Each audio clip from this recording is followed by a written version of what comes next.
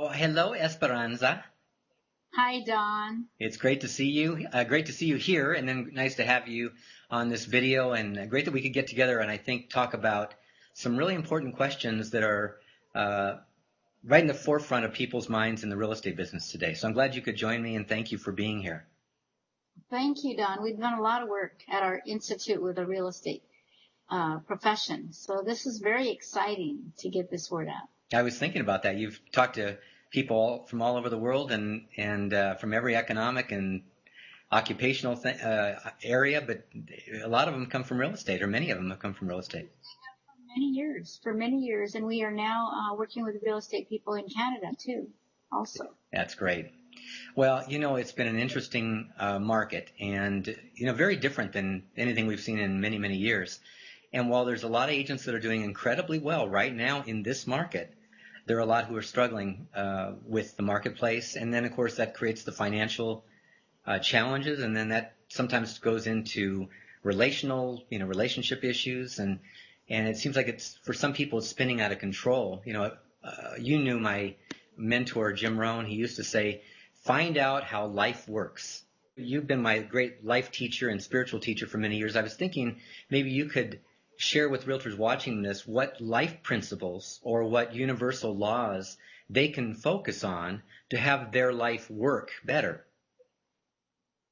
Oh yes, that would be very exciting, Don, because the issues appear to be quite common among realtors and probably around people, period. But Right. realtors right now, there's a lot of stress. There's a lot of concerns about money, concerns about their clients, concerns about the sales or lack of sales, relationship issues, and they're coming up pretty strong.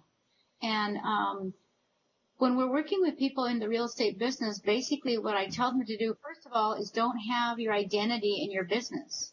Like, don't think that whether you're doing good, quotes good, or quotes bad, whatever you think you're doing, to not judge it and not think that it has anything to do with your self-worth, because it doesn't. It's really just a profession. It's just a job outside of you. And the emphasis with the Soul Institute, which is a spiritual program, is we really, really show you how to get to know you and how to look at your value systems and your beliefs and the tapes you carry and what do you think about yourself? Because in spiritual laws, we have these laws like the law of attraction, which I'm sure everybody's heard about through The Secret, or many people have. Right. And the law of attraction basically says that like attracts like. So what you want to do is really work on you so that you're healing you, loving you, knowing you, freeing you inside, and really getting to know what beliefs do you have that are creating the results that you have. And then we get to the belief systems and to the obstacles or the blocks that keep you from having what you really want. So we're working with many different spiritual laws, but the one that's really significant to people that are having all these demands on them and all these stresses is basically the law of attraction, which is one of the main ones. There's also the law of gratitude. Like when you think you don't have enough love, enough money, enough whatever, to really be very grateful and focus on what you do have. Focus on the love you have, the family you have, the relationships you have, the opportunities you have, or the opportunities you have coming. To really have your energy be looking at the value of who you are and the value of what you have around you, so that you're not focusing on what you don't have or what you lack. So what we do is we walk people through what are the belief systems that are holding you back from having what you'd really love to have, or having a life of love, peace, joy, without chaos and pain and lack. So we walk them through that and teach them how to get to some of the some of the results they'd like abundance for one thing. Right. Well, that kind of brings me to a question that's very related to that, because I was thinking about right now, many are working harder than they've ever worked. Like it's almost a mindset. I have to work a lot harder to make less. That's what a lot of people are telling me. So what should we be paying attention to? In other words, is there a personal message that we need to be listening to that's different from how it looks on the outside? Like about us? Well, you definitely don't want to believe that you have to work hard and barely make it. Because what will happen with spiritual laws is that the universe will only give you what you believe is true. And will read your emotional barometer. So it's really important that you don't have to work hard to get what you want. You just have to really love you and represent you in truth, and to do what really supports you and fulfills you, and is not just success outside of you, but to really get to know you and love you and free you from within, so that you can attract to you. That's the law of attraction, what you really deserve. Because your belief systems that you're not good enough or you're not worthy are going to attract to you lack. They're going to attract to you a whole lot of with very little return. And that's what we don't want. Yeah, I was thinking about that when you said the law of attraction, because one thing you taught me many years ago, which I thought was very different than what I had been thinking, and that was like attracts like. The law of attraction was always in my mind. You get what you focus on, but I think you shared with me that you really get how you feel about you inside of you. Could you follow up on that and maybe talk about that? Because I think that's really a critical distinction. People say that a lot, like, well, I do everything. I meditate, I have vision boards, I think positive, Right. I have positive thoughts, I control it all. Well, that's not the answer, because the universe is going to look at how do you feel about you? What do you think about you? Do you feel you're lovable? Do you feel you're worthy? Were you told at some point that you didn't do good, or that you didn't do good enough, and that you weren't valued, and now you've been carrying around that belief and operating under that belief, so that you're working really, really hard and not allowing the abundance to come to you? And some people might create a lot of abundance and then sabotage it because of belief systems. So what we do is we look at you loving you, knowing you, freeing you from within, so that you can easily manifest and attract what you really want, from your essence of love, peace, and joy, which is who you really are. Well, and that you touched on this other part too, but I want to say it because as you're saying how you feel about you, the cliche in real estate is you're only as good as your last deal. And I think it's a very sad statement about how people believe about themselves, that I'm only good when I'm doing good, and when I'm not doing good, that's how I feel about me.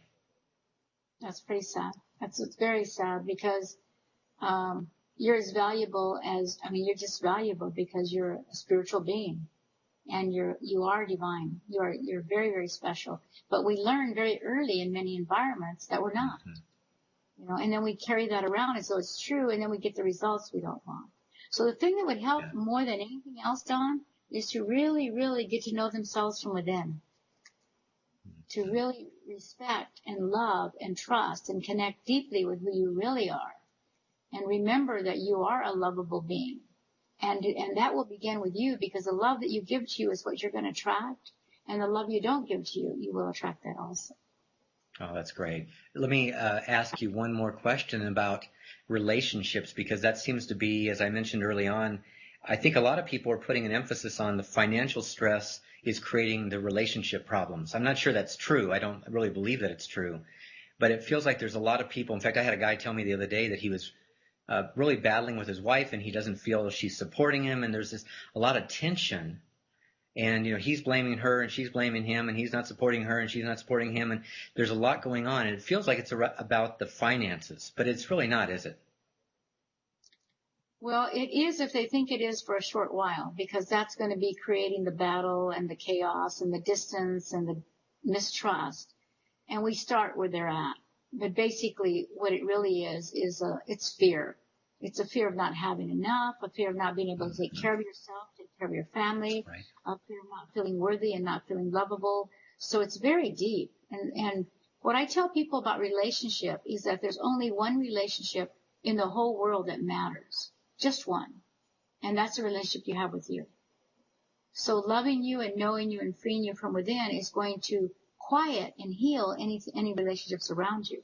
But you have to start with you, because there's the law of reflection, the universal spiritual law of reflection, which is all what you're seeing in relationships outside of you is a reflection of the relationship you have with you or that you don't have with you. So you have to begin with you. And when you love you and heal you from within, then the whole environment with your children, with your spouse, with your parents, with your business, it all shifts. As you know, Don, you did some incredible healing around relationships and business, and in your personal families also. Right. And it just shifts. It has to shift as you shift. But you have to take responsibility to really heal you in order to create what you want in relationship. It's never about the other person, even though it looks like it. It's not. Mm-hmm. They're marrying something in you that you haven't healed yourself. I want to leave just a pause in there for a moment. And let's start with this. Esperanza, I was thinking about this word you're using, healing, and how does that relate? How do I heal? I'm in real estate. I'm a human being operating in business. What do you mean by the word heal? How do I heal myself? What I find with a lot of people that I work with in real estate and in many professions, but in real estate for sure, because there's a lot of stress around the economic shifts right now, is that there's a sense that their value is outside of them. Like if I make good sales, they're good. Like you said, they're as good as their last deal. So there's a belief system that's very hurtful and very sad to the individual. And by healing, I mean is to really, really love you and accept you and trust you and get to know you and do not allow old belief systems that are in your way. For example, that you're not good enough, that you don't work hard enough, that you don't do it good enough, that you're not brilliant enough. Don't let old belief systems get in your way from your loving and accepting and trusting you. Because that's where it begins. It begins with you. So by healing, I mean just loving you, knowing the true you, and changing anything that hurts you. With thoughts, with feelings, with beliefs, with any action, behaviors, anything. Anything that doesn't support you to make a different choice. Yeah, that's beautiful. Instantly. I mean, instantly when they make different choices. It's very beautiful. I had an experience with that when I first met you of how many limiting beliefs had come from my early years and how many habits and behaviors I had created, how many stories I was telling myself that were really holding me back. And that's what you're referring to.